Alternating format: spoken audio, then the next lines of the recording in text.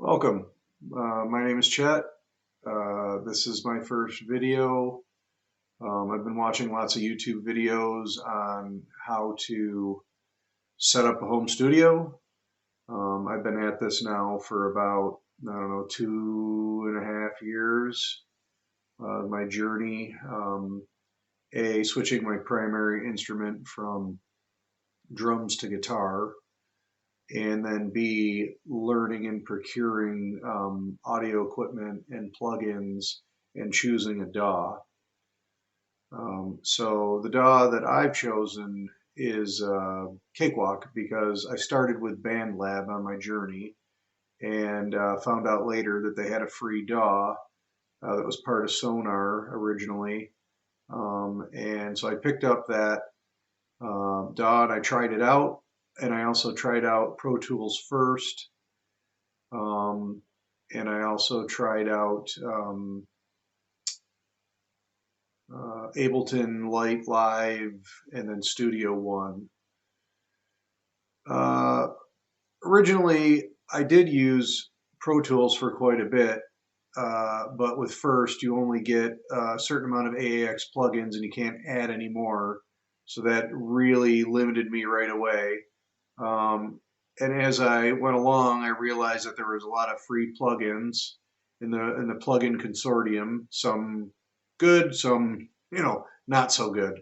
Uh, so my journey has just been looking at different DAWs. After a bit, I realized that there's a lot of stuff that I could do, and I felt very comfortable using Cakewalk.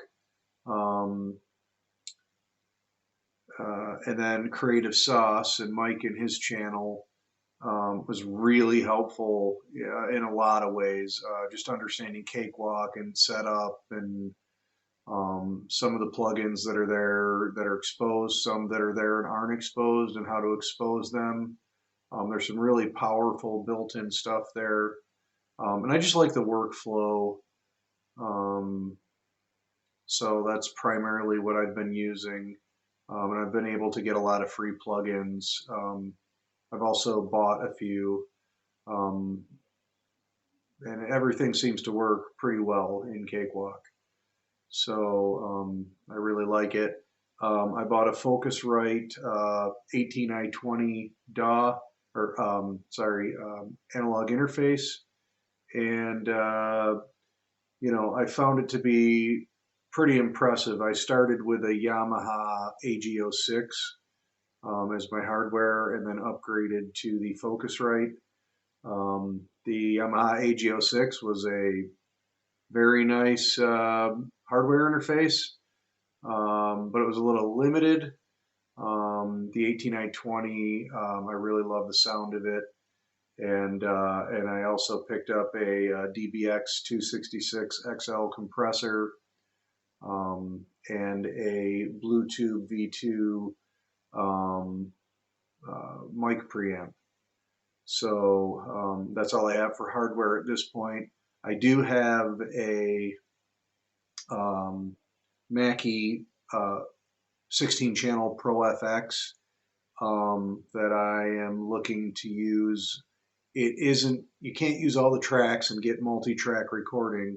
However, you can use those preamps to record on channel 1 and 2 for stereo. And those preamps have a pretty nice sound. And then just, um, depending on what you're trying to do, using the one knob compressor and some of the parametric EQs can be useful if you're just trying to get something quick and you're not trying to get a finished product, but you want to make it sound pretty decent without a lot of extra mixing at the end. So at least that's what I found. Um, so that's been a pretty handy device as well. And so along my journey, there's been figuring out which plugins work and work well and which I like, and the interface, and then some of them that I'm not really so fond of. Learning some MIDI features. Um, I bought a MIDI keyboard.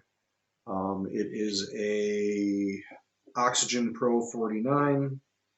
Learning how to get that set up, and there's some controls on that, and how to use that to interface with the DAW and do some controlling. That's been an education in its own right, and also just learning some of the virtual instruments. I have Addictive Drums by XLN, and then I have like an XLN Grand Piano plugin, and learning some free actual instrument plugins. There's one that I found for a bass that was pretty good. So just trying to get my head wrapped around all these different things and miking techniques and the different types of mics and which mics you can buy that are the best bang for the buck for somebody who doesn't have a ton of money, and wants to get started and wants some nice sound. So in the different types of condenser versus dynamic mics, and just playing with those and trying to understand uh, how those microphones, what the differences are of those, and how to use them to get different results and sounds. I bought a Rode NT1A. That's turned out to be a really nice microphone.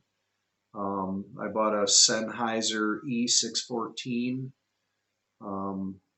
and those are both condenser mics with 48 volt phantom power. A little bit different uses, but just playing around with those and liking different things and looking at the sound that you get. Also, I've used SM57 and 58. So those predominantly have been the mics that I've tried so far. Each one has its nuances and um, you know advantages and disadvantages. So it's nice to just play around with those things and kind of try to understand where you're at. Now, I bought a hardware compressor. I don't have a ton of money, and so I bought the DBX 266 XL. It's got two compressors. You can stereo the compressors. Just to play around to try to understand compressors and watching videos on the DBX 266 and how to use it. Now, I've seen a lot of people like it for drums. I don't think they get the sounds that they want out of vocals and stuff like that. And I'm also learning plugins for compressors. I've used the Red something compressor. I forget the name of it now. I really love that compressor. And I've looked at a few multi-band compressors. Now with Cakewalk, you get the Sonidus multi-band compressor, and that's actually pretty impressive. There's a lot of stuff that comes with Cakewalk that I've been very impressed with. In the videos from Creative Sauce, to understand not only just how to use Cakewalk, but use the built-in features and plugins that you get with it, and how to maximize those plugins.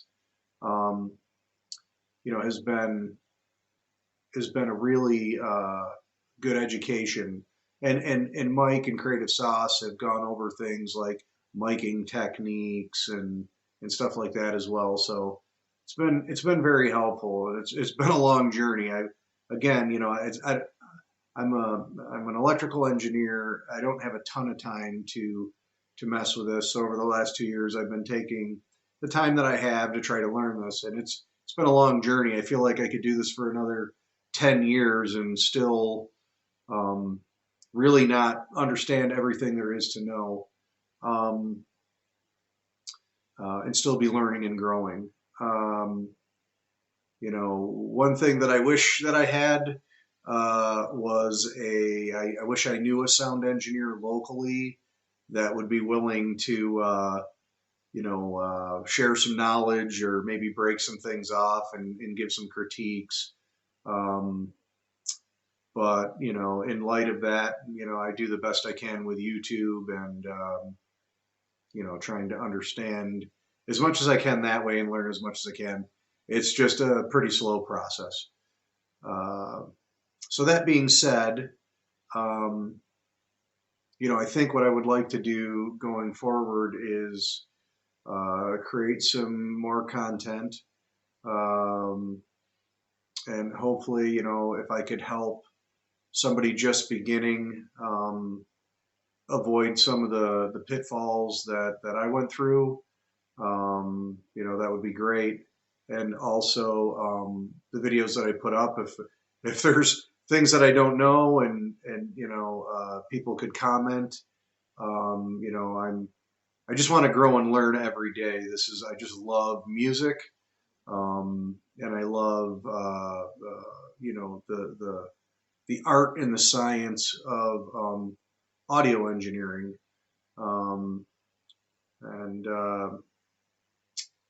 those are the goals. So, this is my first video, and I appreciate any feedback. I have broad shoulders. I can take the comments, uh, and I look forward to hearing from anybody that would care enough to give comments and hopefully constructive criticisms. I am so open to that and open to learning. So, uh, thanks again for watching, and appreciate any help I can get. So, thanks again. Bye bye.